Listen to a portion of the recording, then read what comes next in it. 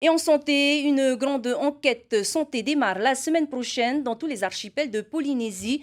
Mais avant cela, durant 3 jours, une dizaine d'enquêteurs et infirmiers ont suivi une formation à la prise de contact avec les personnes à interroger. Et ce matin, ils ont été confrontés à la réalité du terrain qui peut se révéler parfois à l'opposé de la théorie. Regardez. Dès que vous avez terminé, vous revenez ici à la bibliothèque. Dernière Tout sera avec recommandation Edouard. avant de mettre en pratique Ok. les enseignements délivrés depuis le début de Alors, la sachant que semaine. Edouard Des sera enquêteurs et intégré infirmiers parmi formés pour récolter les informations nécessaires à l'étude santé commandée par le ministère de la Santé. Une mise en situation qui permet de réagir face à des événements impromptus. Oui, alors ce premier contact est fait lors de notre première visite, si le participant est présent. Et donc, le temps de lui présenter l'enquête, de commencer le questionnaire et bien sûr, cet entretien, forcément, tisse des liens avec les personnes.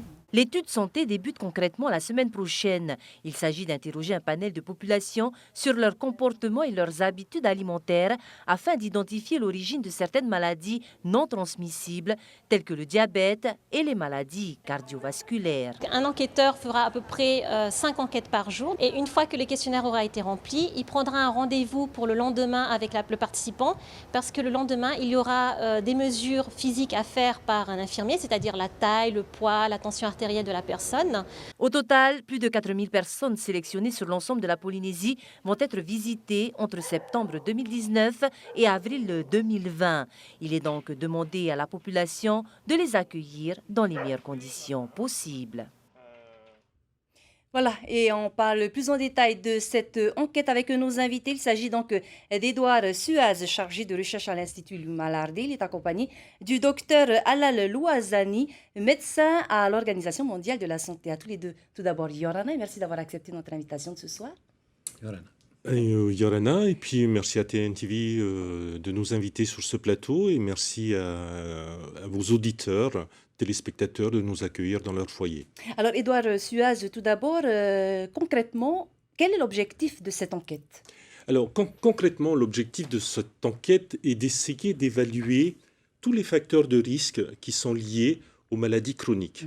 On sait qu'en Polynésie, cette situation est très importante. Nous avons probablement tous autour de nous quelqu'un qui est concerné par un diabète, quelqu'un qui est concerné par une maladie cardiovasculaire.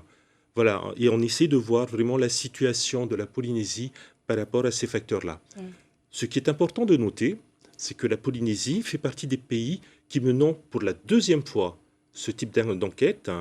C'est-à-dire que la dernière enquête a été menée ici en Polynésie en 2010 et nous la renouvelons 9 ans plus tard. Alors, vous parliez des maladies cardiovasculaires, mais quelles sont les autres maladies non transmissibles? Alors, en fait, il y a 4 maladies. Il s'agit de l'insuffisance respiratoire, il s'agit de certains cancers, il s'agit du diabète et Des maladies cardiovasculaires. et les cardiovasculaires. Alors, Edouard, à quoi vont servir les données qui seront recueillies à la fin de cette enquête? Alors, merci pour cette question parce qu'elle est très importante. Ces données nous permettront, enfin, au ministère de la Santé et à la direction de la Santé, de construire la santé de nos enfants, la santé de demain pour la Polynésie. Voir s'il y a eu des améliorations depuis la dernière enquête de 2010 jusqu'à Aussi, aujourd'hui. voilà, aussi, il y a ce facteur-là. Comme nous avons mené selon le même protocole cette enquête en 2010, on pourra voir l'évolution de tous ces facteurs sur cette période de 10 ans. Alors, docteur Alal, vous êtes donc le médecin de l'Organisation mondiale de la santé.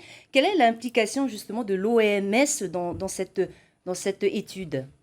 Vous savez que les maladies non transmissibles constituent un défi mondial. Sur les 56 millions de décès par an, 40 millions sont dus aux maladies non transmissibles. C'est pratiquement 7 décès sur 10. Et l'Organisation mondiale de la santé, avec ses partenaires, essaie d'entretenir une mobilisation permanente face à ce défi.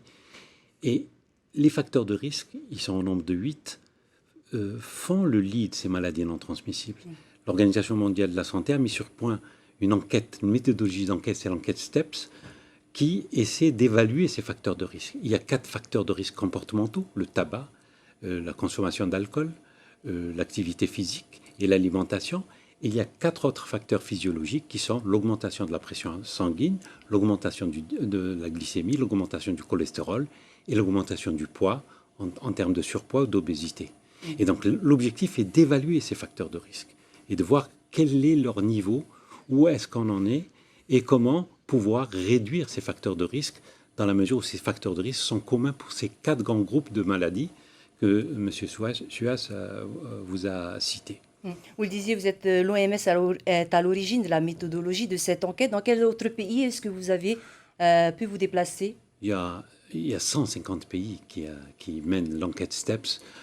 Plus d'une soixantaine sont, comme le cas de la Polynésie française, sont au stade de la 2e ou la 3e évaluation. Mais ce que nous essayons de faire, c'est que tous les 10 ans, on évalue un peu ce niveau de facteur de risque et on évalue cette situation par rapport aux enquêtes précédentes et par rapport aux actions qui ont été menées. Ce qu'il y a, c'est que l'ensemble de ces enquêtes sont faites avec la même méthodologie. C'est une méthode standardisée qui permet de comparer une situation dans un pays tous les 10 ans, mais en même temps, plusieurs pays les uns aux autres. Docteur Alal Edouard, merci beaucoup d'avoir répondu à nos questions.